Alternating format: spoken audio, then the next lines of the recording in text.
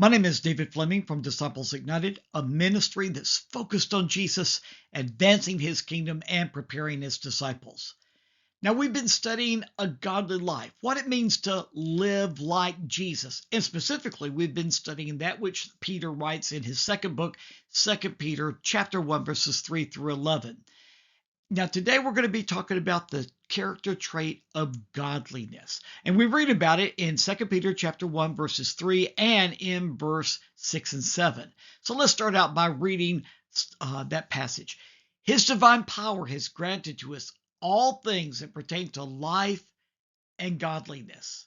So at the very beginning of Peter's teaching on living a godly life, he mentions that godliness is made available to us by God's power. God's power is going to give us everything we need for life and godliness. And then he mentions that we need to add godliness to our faith.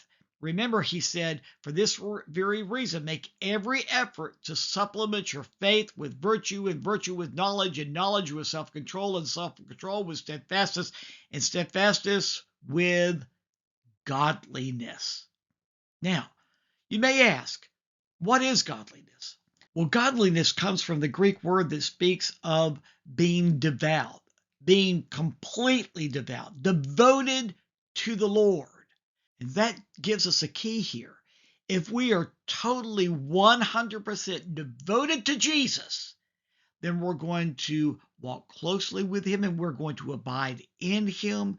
And that means that we are going to allow his life to be nurtured in us and be revealed through us.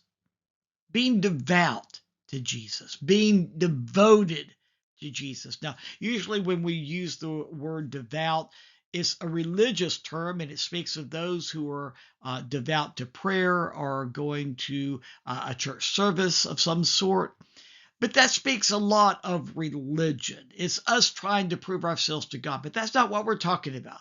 We're talking about being devoted to Jesus, devoting ourselves to him so much that we are developing a relationship with Jesus.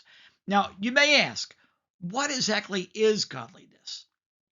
Well, godliness speaks of God's character, but it also speaks of God's action. Now, there are some people who appear to be godly, but yet inside they're full of dead man's bones. They're just religious. That's what Jesus said of the Pharisees. He said, you are like tombs that are full of dead man's bones.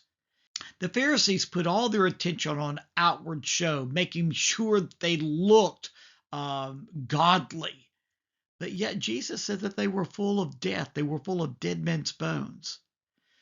So the important thing that we need to concentrate is, what is the condition of our heart? And I tell you what, Jeremiah, the prophet, was used by the Lord to tell us something very important. He said, the heart of man is deceptively wicked. Who can know it?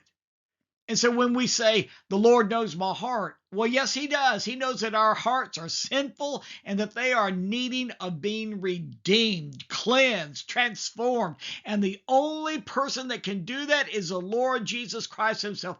Our hearts need to be born again. But when we put our faith in Jesus and we are born again, then Jesus begins to reside in our hearts and our spirits by his Spirit, and we become godly, not only in character, but in action. And that's what we're going to be talking about this week. Godliness, what it means to reveal the very godly life of Jesus in our thoughts, in our actions, in the way that we feel, in the way that we think, being godly. So join with me every day this week, and we're going to talk more about what it really means to be like Jesus in godliness. So I'll see you tomorrow.